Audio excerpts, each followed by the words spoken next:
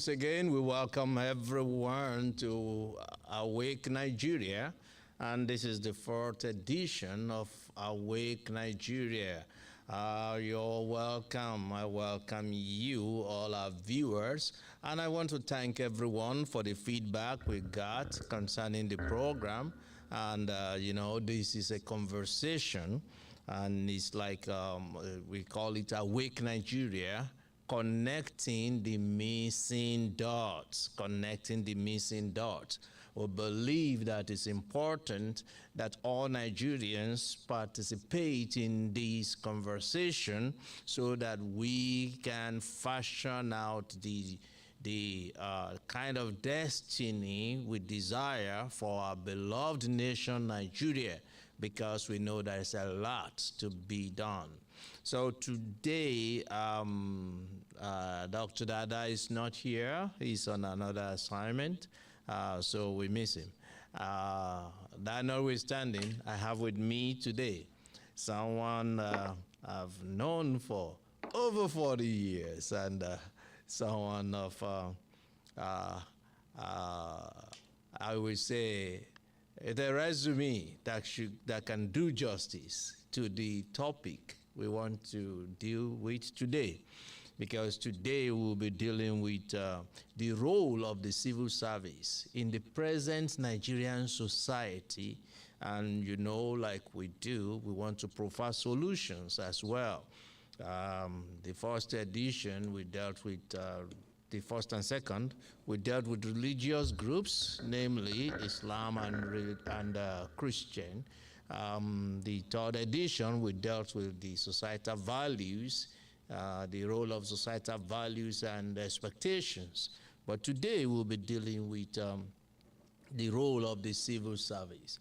And our guest speaker on this program today is no other than a two-time secretary to the local government in Lagos, elected vice chairman, Eti-Osa East, Lagos State, and CEO, Hancock Realtors and Lisa Creations, initiator, Fountain of Hope Development and Empowerment Initiative. And above all, she's a daughter of the Most High. But in Nigeria, we call such people honorable. So we welcome you, Honorable Funmilayo Fidi. You're welcome to the show.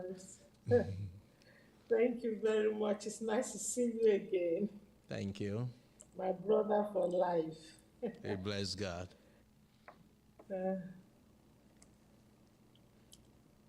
Actually, being on this program and we talking about putting the missing dots together is the best that could happen now, because this is the time we need this now. This is the time for this. It's long, long, long overdue, and we thank God we're coming up with it. And it's interesting to find out that people that are trying to fix it, we still have people that are very, very much into what happened in Nigeria, people that care about what happens here. It doesn't matter where they live, they still care about Nigeria. I give that to you, boss. Well done. God bless you. Thank you very much. We have to care about Nigeria because home is home. They used to say that. But let me quickly say this, that I have to admit or confess that I was not that keen about Nigeria in my early years.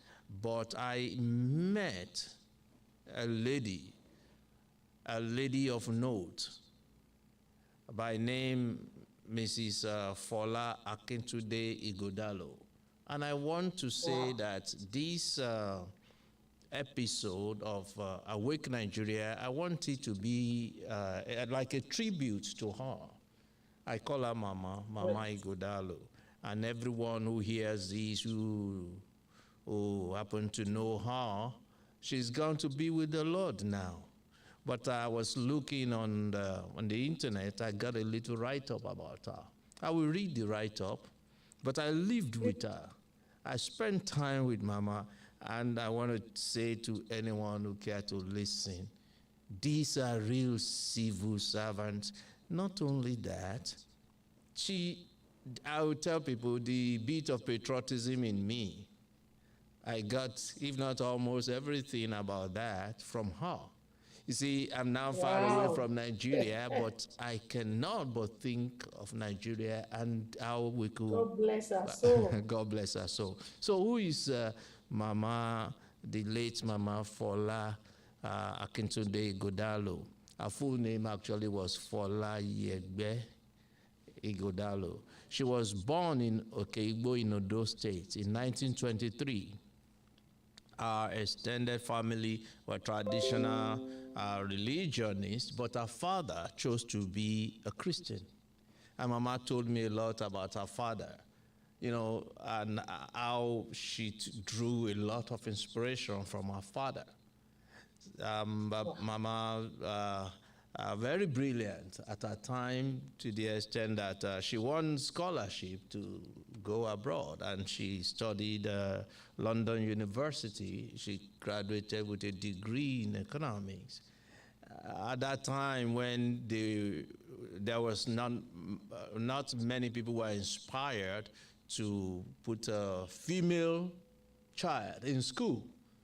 But because she distinguished herself and her father could see farther than anyone else, Mama told me so many stories, but let me just say this. I remember Mama said the day she was supposed to travel, her father by himself put our bag, our traveling bag on his head, on his own head. Oh my God! Yes. Oh my God! To the motor park. Sure. And while I was talking about Mama and her father, Sister Fumi, I remember yourself too and your father, those letters. My goodness.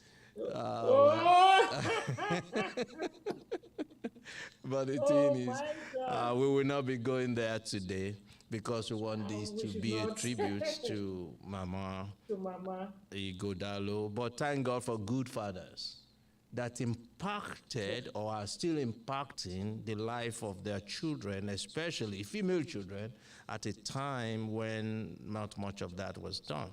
So Mama came back from London, and she was a civil servant. In 1968, she became the first woman to be a permanent secretary in the civil service, Nigerian civil service. She was active in many women's organizations. And for a woman to be at that level of operation in civil service, it was intimidating to many men. But Mama wouldn't care a hoot. She just did her job. And God bless, we give God praise for the life of a notable civil servant like herself, and other notable civil servants that are still serving. And you too served too, madam. So what was your experience? What was your experience? Probably to jumpstart that, I would say, what will you say civil service is? And then, what's your experience, simply put? Actually, the civil service, what it's supposed to be for, is to be a kind of a specialized body of the government that executes all the policies. They are to make decisions, prepare the programs. They even offer advices to the government. Their role is like, like a mentor for whoever is in government. And for us, the major issue is that in Nigeria, the minimum qualification to even be a president is school set. WAEC. That's secondary school. Equivalent grade 12 here. Yes. So you can imagine a senator with secondary school. You can imagine a president with secondary school. How much more the so-called local government chairman? In fact, for some categories, it's school start attempt. You don't even need to pass it. It's good enough that you attempted it. And now, let me just build up a scenario here. A chairman of a local government, elected, of course, elected, now in the office, the first set of people to come and meet him to show him things will be the council manager. The council manager is the head of all the civil servants in the local government. Just like we have the head of service for all the civil servants in the state. Now, then we have a council treasurer and we have the auditor. Those are the highest in the local government. For the state, accountant general, auditor general. These are experts in their line. Most of them are graduates with masters, with PhD. And now, somebody is coming in as the chairman. Of course, the chairman is the chairman. He holds the green pen. They are all under him, but they will need to teach him. And let me tell you the truth. If you're a politician, you're working with them, the more you look, the less you see. The more you look, the less you see. If a politician is working with the civil servants. You will only know whatever they show you. Sorry, let me quickly jump in there, because you tried to describe civil service, and I actually Google it up here. It said civil servants undertake a wide variety of activities, including analyzing policy options, managing government contracts, and providing frontline support to people using public services, and of course guidance to politicians. So you are right on target right there. So if I understand what you're saying now, that politicians can only see as much as was shown to them by civil servants. In other words, civil servants are the one really running the show. That is the truth. Because, you see, many people tend to blame politicians, right, for everything that happened. They say, oh, it's the local government chairman, oh, it's the governor, oh, it's the president. You know, the efficiency actually of the civil servants brings in so much efficiency in the running of the government. So every inefficiency will definitely lead to ineffectiveness of the government.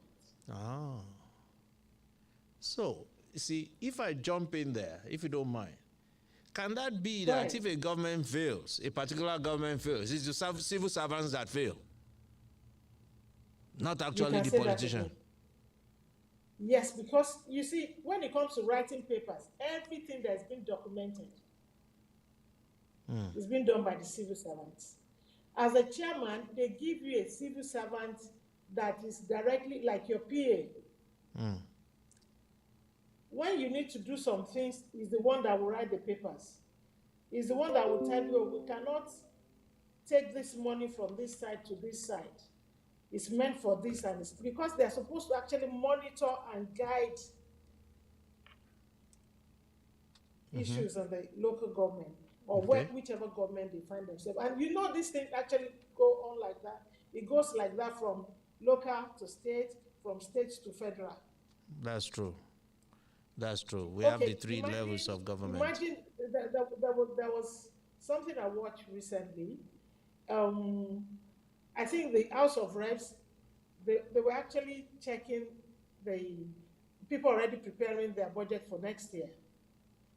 And a department wrote that they were going to buy maybe 13-point-something billion worth of mosquito nets. All these preparations were being done by civil servants.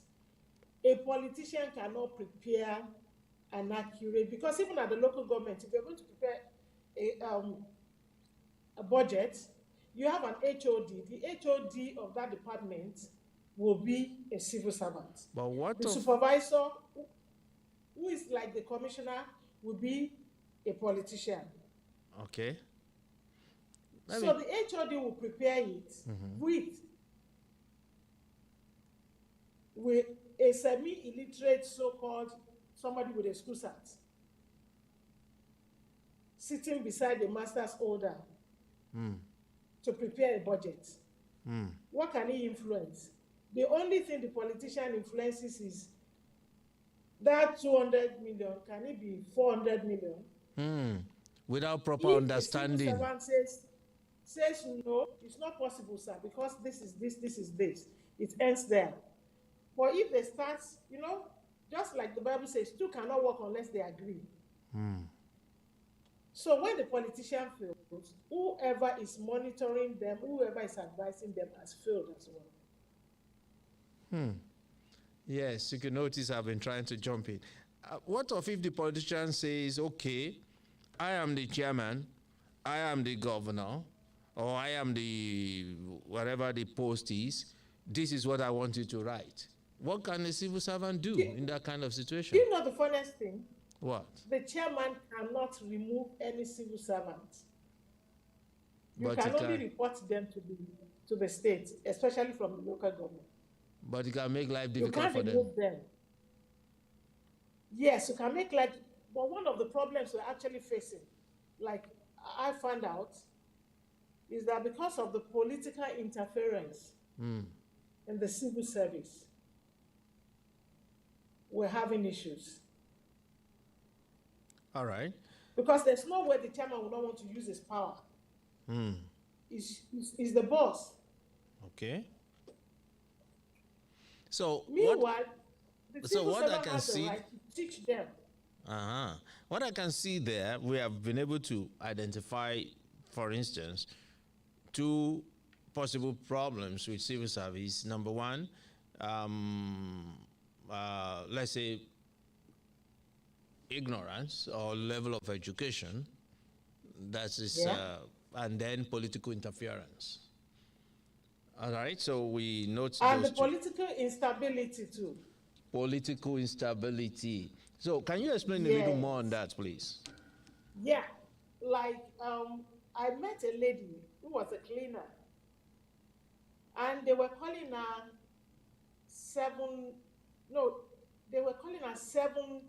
councillors. I said, what is the meaning of 7 councillors? How can one person be? Said she's been there and she has actually passed through 7 different councillors. She was actually serving in the chamber of the councillors. The chamber of the councillors is like the House of Assembly of the local government.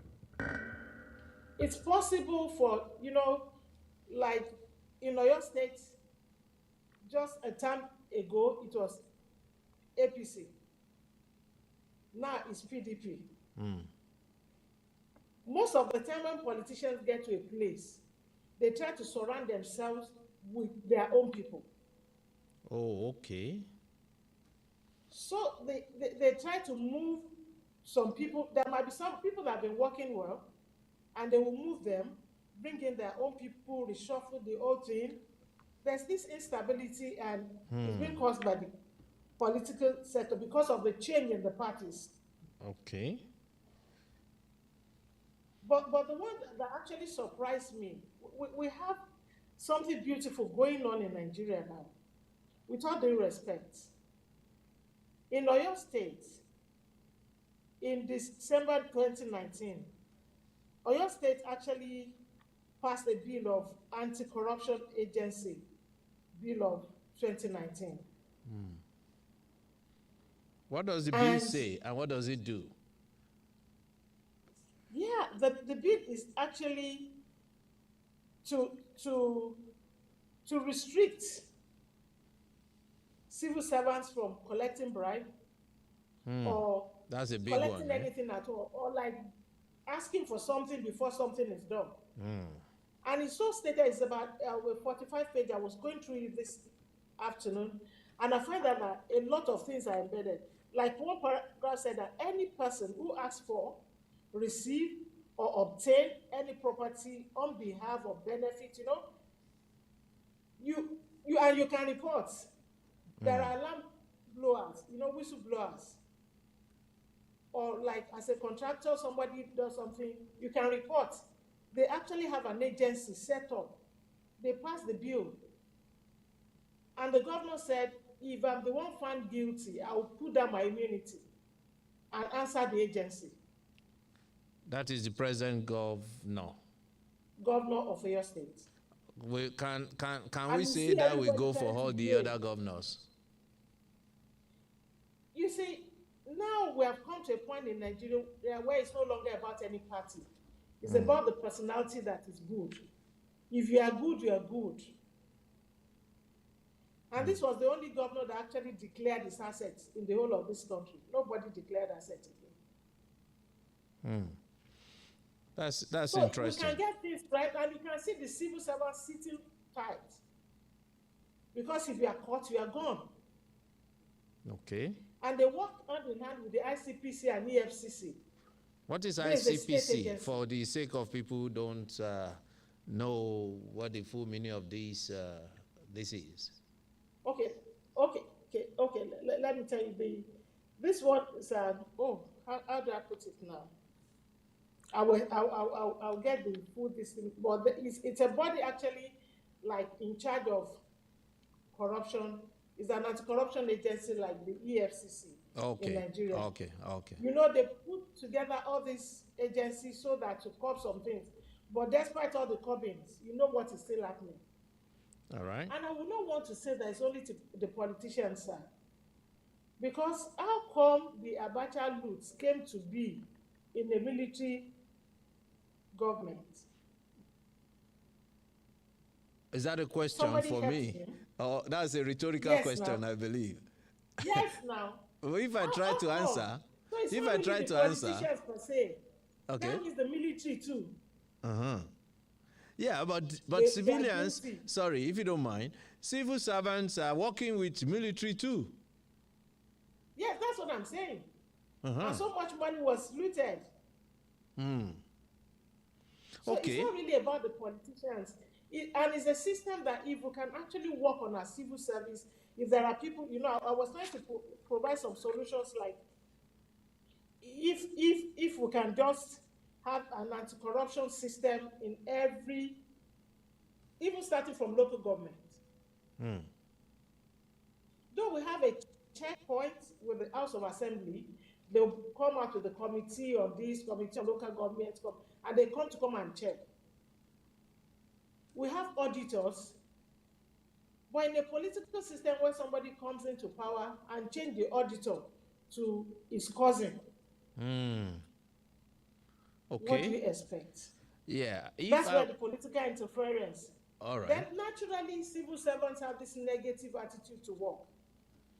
When I first started, my first tenure as the secretary to the local government, we were using a small office, like a bungalow, because that was the time the local governments were divided into 4. Etiosa was divided into 4. And just the number of people that I was seeing. But when we now got a bigger office, I saw that the whole place was filled. Where were all these workers? People will come when they feel like. I remember my chairman one time said, anybody that does not resume by 8:30, the gate will be locked. I was surprised to see over 300 workers every morning. On normal days, you see maybe like about 40, 50. People think if you want to do other businesses, just be a civil servant. Very negative attitude. Like care about work. You know, if we can tidy up all these ends, we'll actually get better than where we are now. Okay, thank you. The politicians are guilty, the civil servants are guilty.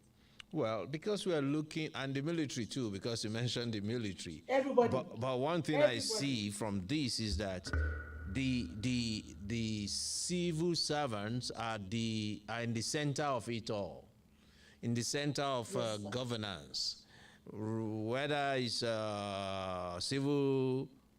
civilian regime, democracy, like politicians or military government. Civil servants are always at the center of it all. And we have been able to identify some challenges with civil service. Number one, hindrance on the part of civil service in Nigeria is ignorance, especially on the part of maybe the leaders. That comes to leadership, and in this way, in this case, that is either a political leader or a military leader, because they are not like career people. They are not professionals. But when they come, they want to go ahead and lead without without proper guidance, receiving proper guidance from careers, career professionals, civil servants. There's a problem right there. So, and I just want to look at a way to coin that challenge. I would say maybe I can call that, let's just say, ignorance on the part of the political leaders of what's supposed to be done. And then we identify political interference. Maybe the two can go together right there. Maybe the two can go together right there. Then we identify instability, political instability, whereby one government comes and then they pack the civil servants that are efficient, they pack them aside, put their own people, even when they are not efficient, but they just want their own people. And then we mention negative attitude to work. Let me quickly ask, are there other points you want to make that has to do with challenges of civil service before we go into solutions? Actually, most of the other challenges have to do with when we look at it from their own side too. When we look at it from their own side, most times they try to work their transfer to wherever suits them. At times it's not really the posting by the politician all the time. There are times that they will go and work their transfer to be at a place for a particular reason that you and I might not know. Some people, maybe they think, okay, that place is more juicy. Their jack, that's the money we collect every month is higher than this other place where I am. That place will do more work and that kind of a thing. They too, they try to work there. You know, they try to move. Though they don't allow them. Then most of them are not really trained. They need to be trained and be retrained. Lack of adequate training. We're not in the internet, world where you can everywhere link, links to the other place. And you'll be surprised that there are so many civil servants that cannot actually operate a computer. I know. So they're limited. Yeah, but I know some civil servants, they go for training, especially if it's training abroad. They like training abroad because that will give more money. And I asked someone the other time, I said, how is this training you are coming from different from the other one? He said, well, that is the time we used to make money. That is the real truth. They organize training for them at home. If you are expecting about 300 civil servants, maybe a few people will show up the first day, because they know there's nothing really much for them and that kind of a thing. People have to be intentional about things. You see, if the civil servants, if the people are intentional, and I would like to say here, there are very fantastic civil servants. Thank you for saying that. I learned some good things while I was in office. My council manager would take me through some things to show me how it's being done. As a secretary to the local government, I was supposed to be signing some papers. I worked under a particular HPM, they call them then. They did not allow me to sign it. Somebody was signing for me because they didn't want me to see it. But this other one came in. Really? And she showed me everything and told me, you're supposed to sign this, you're supposed to do this, don't allow anybody to sign for you. Unfortunately for them, the House of Assembly, they were going through our papers and they found out I did not sign them. So they returned all of them, that I should come and sign for about 2 years together. Come and see my table. All the things they were hiding from me, because, as a Christian, there are some things I will not do. In fact, there were some meetings they would not call me into. because they know I will not agree. Okay, see, But this wonderful civil servant taught me everything, if, and if I'm you really grateful to her. if you don't mind me jumping in again, it's like civil servant now, they have a kind of caucus among themselves. They have a kind You of can say caucus that where they again and deliberately again. go against the laid down principles of civil service, how civil service could actually benefit people, the mercies, and the country. So some gang off, form caucus, and go against that. Is that what you're referring to at some What point? happened is that they actually prey on the innocence of the politician. Ah. Like I told you, the more you look, the less you see. What you don't know, you don't know. And unless it's been shown to you, you will not know. That's very true. But the very good ones actually want you to know everything and do everything that you're supposed to do. For good 4 years or thereabouts, Lagos State was not paid any money from the federal because of the issue of 57 local government. And we were generating money, and by the time they brought the money like that, and everybody was just doing whatever they like, and some people actually took their time to explain the whole thing, and they will carry everybody along. Though some of the politicians are always coming in, imagine a school start holder, no car, nothing, that they're coming in, they know they'll give them official car, they'll be better. They are actually coming in to get rich. That's let So me when jump you in now there. meet up with somebody that can help you to do that, the work will go on smoothly. Yes, for the sake of our time, we have looked into some of the problems plaguing civil service, especially in Nigeria. Now, because we have like 5-6 minutes more, can we quickly go delve into solution? Number one, you mentioned one, and a good example is what Oyo State is doing right now, the anti-corruption bill. When it's a bill, at least you have something to point to as reference points reference point for litigation if there is a need for it. So what are some of the solutions you think we could profile? For me, okay, please go on, and then I'll come back with my okay, like recruitment of the civil servants should be based purely on merit. Recruitment should be based on merit, okay? Federal character, state of origin syndrome, religious basis, and all those things. Okay. If we get the right people to do the right job. All right. That's another solution. Civil servants must always be well informed, and well informed. They know what they are doing. Then they have the capacity, and they're able and willing to do the right thing. Once in a while, there should be a way of checking and sifting the bad ones from the good ones. There should be a kind of a process to do that. That's ongoing monitoring to ensure that the right people, the people that are fit for the job, are the ones that are kept on the job. Yeah. Okay.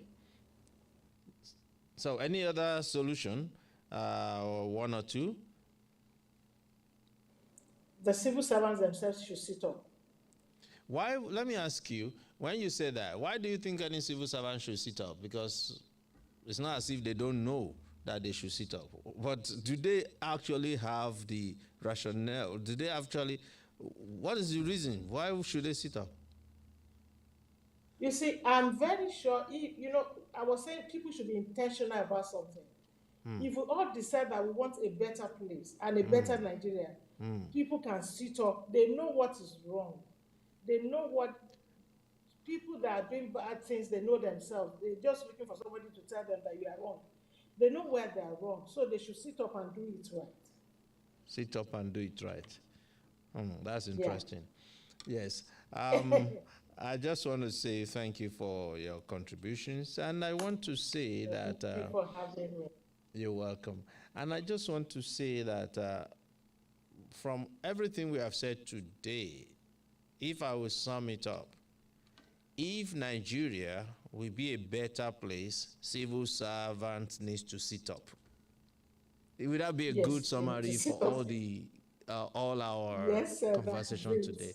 Because they are the ones that are there to analyze policies. They are the ones to managing government contracts. I know you are an estate manager yourself by education and by practice, by training as well, you know. Why is it that civil servants are able to manipulate contracts? And do you think they could do that without the influence of the politicians? Or you are saying the politicians and the civil servants are responsible for that because there's so much going on? Two cannot work together except they agree. That's true. So true. So what if the civil servant say, no, I'm not going along with you in this mess? So are you saying politicians cannot go ahead? It's possible. No. The civil servant writes the papers. A politician cannot present any paper anywhere. Whatever intention you have should be put in paper by the civil servant in charge. The HOD for local government, the PAMSEC for the state government. The commissioner works with the PAMSEC. The commissioner cannot write anything and present it to the accountant general or to anybody. Only civil servants can do that. So a civil servant can say no. There are polite ways of saying no. You see, what this conversation has brought up to me again is that no matter how we look at it, we all like to blame the people on top, the president, the governor. But actually, it's the civil servants that are supposed to sit up. And I want to say that will be our takeaway from this conversation today. I just want to use this time to say thank you, Mrs. Fumifidi, for showing up on this program, even from afar. My pleasure. You're welcome. And I want to just say thank you to all the good civil servants, because there are good civil servants, you know. Wonderful people. Yes, wonderful people, patriotic people. I was talking about Mama Ighodalo. Our record stands till tomorrow. You could go to, you know, and there are so many stories to tell about her. But I just want to say again, there's a tribute to Mama Fola Akintunde Ighodalo, a civil servant par excellence. I would say that. And then I want to give a shout out to every other person, especially workers, people in GOLIVETV that made this presentation possible, and the volunteers. So I may not be able to mention the names of everyone, but so if in this podcast room with me, it's one of our volunteers. Please come, just come and wave and say hello, you know, because this is another form of service. With me, just stand by me. So Hi, what do you have to say? darling. Talk to the mic, talk to the mic. Hello. Hi. Hello, Okay, darling. we How are appreciate you? your God service bless and we you. appreciate your effort. And we just want to wrap up today by saying, you know, service is good. Service is good. And I want to encourage every civil servant. Because some people say, oh, well, I'm just a civil servant, and maybe they're ashamed. No, you are the... See, Jesus Christ came to serve. Anyone who claims to know God, your love for God or knowledge of God, it doesn't matter whether you are Muslim or Christian or Hindu, or your love and worship to God must show in service to humanity. When it's not showing in service to humanity, you are not in touch.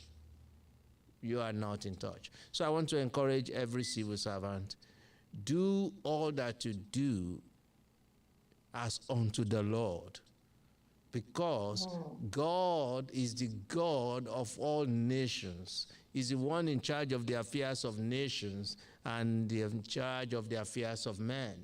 So when you are there as a civil servant in civil service, don't look at it as if it's just an opportunity for you to enrich yourself or to just do whatever. No, you are serving God, actually. That's what I'm saying.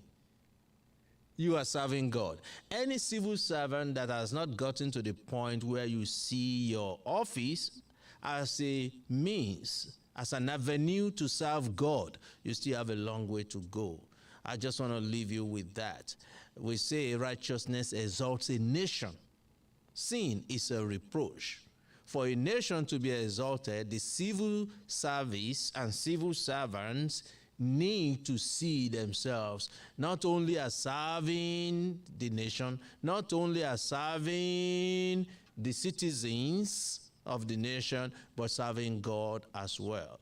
I pray and desire that civil service, especially in Nigeria, we turn that new page even as we look forward towards a new and great Nigeria. Not improved, new and great, because we have a lot of potentials, and we still believe God can bring a change even in one day.